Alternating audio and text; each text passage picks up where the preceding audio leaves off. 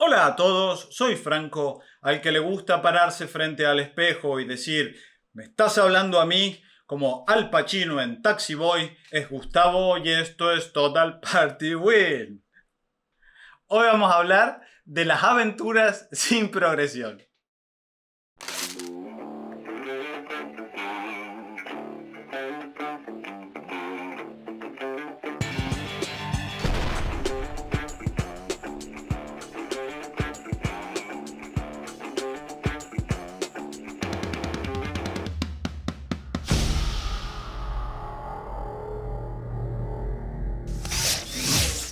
Bien, ¿a qué nos referimos concretamente con aventuras sin progresión? ¿Cómo puede una aventura no progresar? Bien, estamos hablando estrictamente de la progresión mecánica de los personajes. Es decir, no hay subida de nivel, no hay subida de atributos, no hay subida de habilidades. El mismo personaje que empieza la aventura, termina la aventura. Esto es una locura. Es una locura. Es una locura. Los jugadores deben estar en este momento arrancándose el pelo.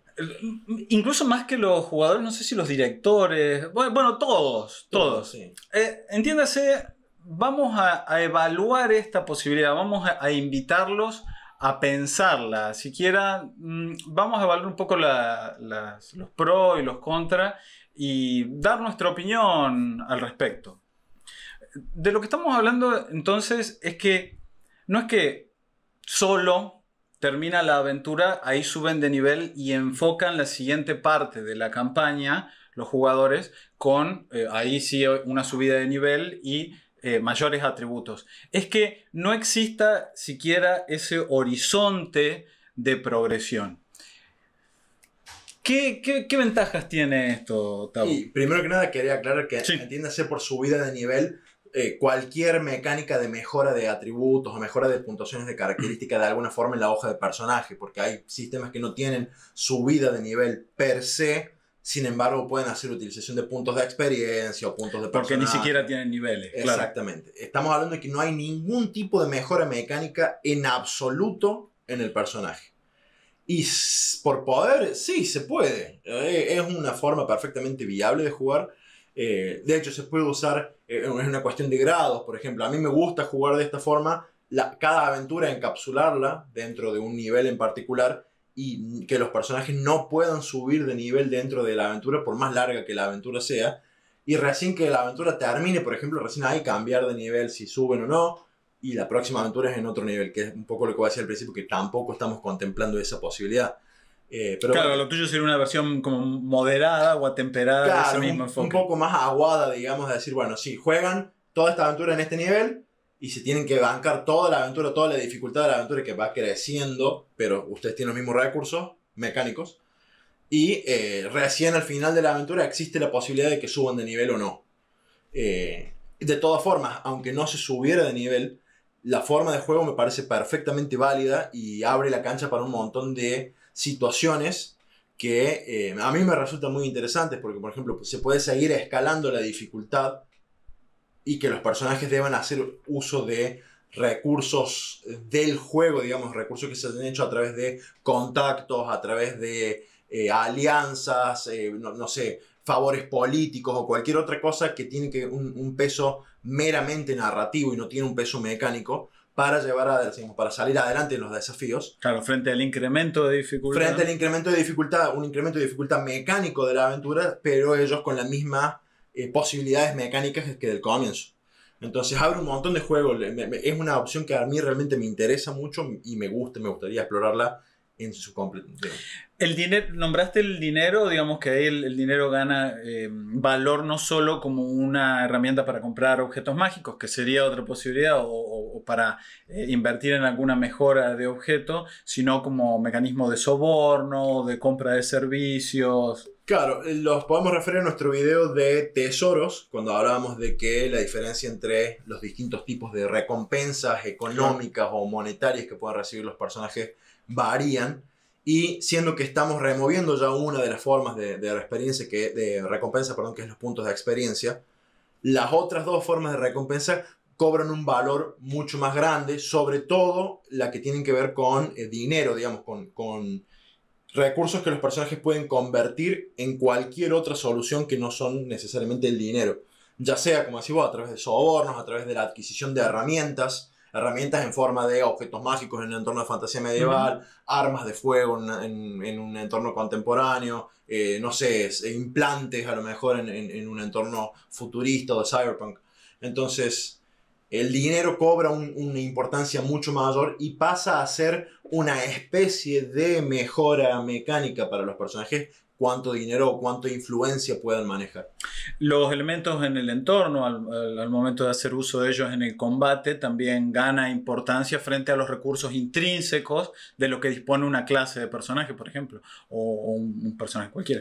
Claro, y bueno, pasa que una aventura o una campaña pensada de esta forma tal vez no tendría un énfasis tan marcado en el combate, justamente porque si el combate sigue escalando en dificultad, pero los personajes no escalan en poder, no digamos simultáneamente, pero a un ritmo llevadero, llega un punto en el que hay un quiebre en donde los personajes, por muchos recursos que tengan, no cuentan con las mecánicas para hacer frente a un desafío de combate muy superior.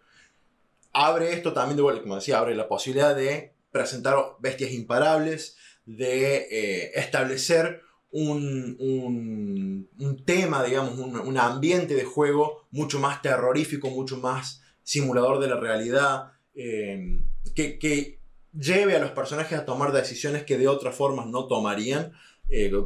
Cuando un personaje sube de nivel o siente que su personaje crece mecánicamente, tienden a querer hacer uso de esas habilidades y a enfrentarse a circunstancias que de otra forma no enfrentarían. Entonces, al verse limitados en lo que pueden hacer, por ahí ves más personajes corriendo o pensando cómo podemos hacer para no combatir acá, porque no estamos en una condición de combatir.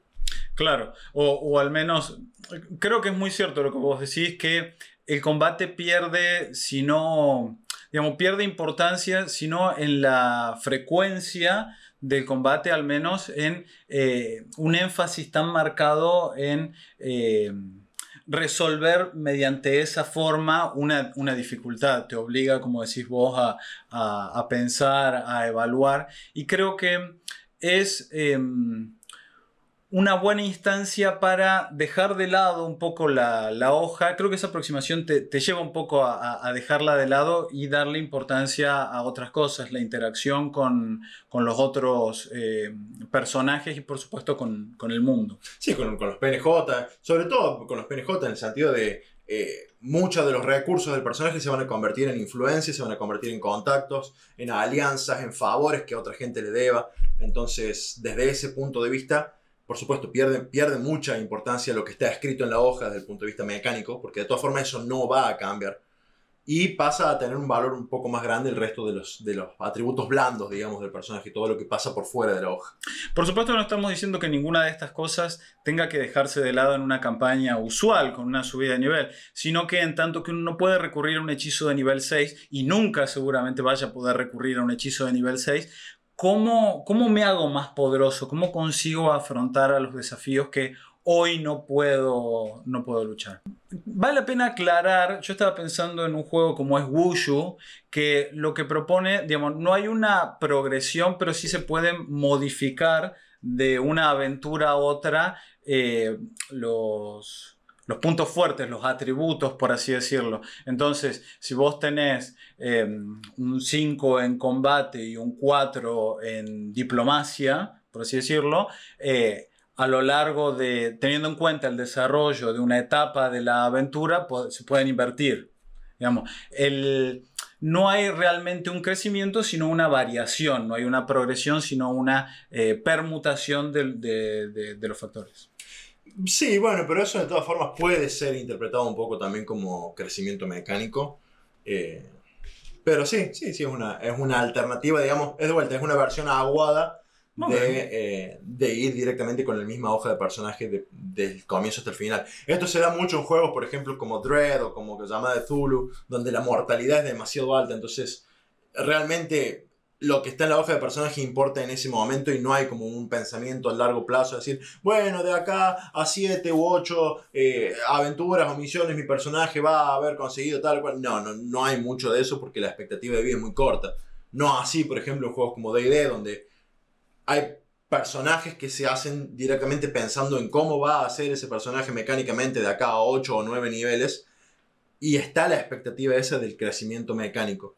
Entonces, por ahí esa tal vez sea una de las desventajas en tanto que jugador, sentir que por ahí no crece el personaje mecánicamente. A muchos jugadores no vamos a negar que hay muchos jugadores que esa parte es la parte que más les gusta de ver su personaje crecer, es subir de nivel, les gusta subir los numeritos, porque hay que subir los numeritos. Sí, y, digamos, yo he jugado con muchas personas que tienen, digamos, conciben el personaje con la idea de llevar a cabo un combo en nivel 8. Es decir, su objetivo es llegar a nivel 8 para poder hacer ese combo que concibieron desde el primer nivel. Exactamente. Sí, bueno, son preferencias de juego, por supuesto. De todas formas, a mí me parece que es una invitación que les dejamos a todos a jugar aventuras de esta manera, jugar, aunque sean aventuras, porque a mí, por ejemplo, se me hace muy pesado imaginarme una campaña muy larga sin el crecimiento mecánico, sin ningún tipo de crecimiento mecánico de los personajes. Se me hace muy larga porque ¿cuánto tiempo podés disfrutar del mismo personaje y mientras vos ves que el resto de los desafíos siguen creciendo? Y si no es así, ¿cuántas veces te puedes enfrentar al mismo tipo de desafío antes de que los desafíos te aburran? Porque si la dificultad del desafío no crece, son siempre lo más o menos lo mismo. Entonces, por eso me cuesta verlo mucho a largo plazo. Pero un one shot, una aventura corta de 3, 4 sesiones, me parece que es el entorno ideal para este tipo de juego, sin progresión mecánica. Sí, que valga, o sea, lo aclaramos, valga la aclaración. Nosotros también preferimos jugar campañas con una progresión mecánica, es decir, no nos estamos parando en una vereda teatral y diciendo...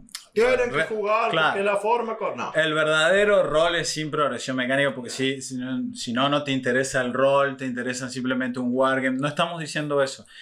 Gustavo con D&D y yo con sistemas sencillos, pero aún así a mí me gusta rescatar la progresión mecánica del personaje, me parece algo fundamental, como dice Gustavo, en campañas largas. Sin embargo, también en mi experiencia, el dejar de lado la hoja de personaje y las cuestiones mecánicas te lleva de manera más o menos consciente a poner énfasis en la interpretación y en las interacciones. Entonces, me parece que puede ser una manera de cambiar el foco y llevarlo a otro aspecto que creo se da casi, no quiero decir de manera natural, pero como con una cierta inercia. En la medida en que vos sabés que esto es todo lo que tenés, dejás de buscar recursos en la hoja y buscarlos en la interacción. Claro, también tiene un paso un poco porque mientras más simple es el sistema, mientras más sencillo es el sistema, más fácil de implementar este tipo de juego es. Por ejemplo, el sistema de D4, que a vos tanto te gusta, es mucho más fácil hacer esto que en D&D, por ejemplo. En D&D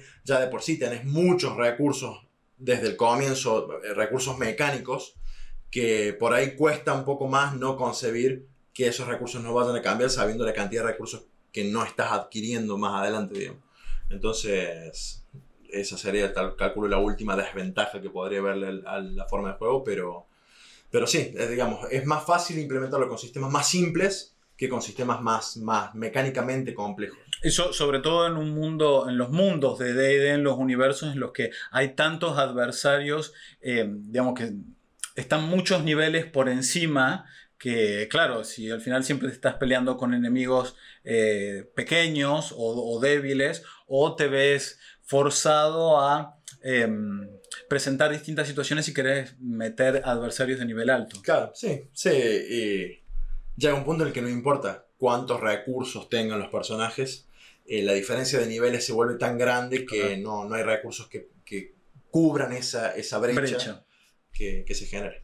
¿Habían pensado alguna vez en una aventura sin progresión? ¿Qué piensan al respecto? Los leemos en los comentarios. Si todavía no están suscritos al canal, pueden hacer clic acá abajo en el botón de suscribirse y recuerden hacer clic en la campanita para recibir las notificaciones cada vez que subimos un nuevo video. Sin más que decir, nos vemos en el próximo episodio.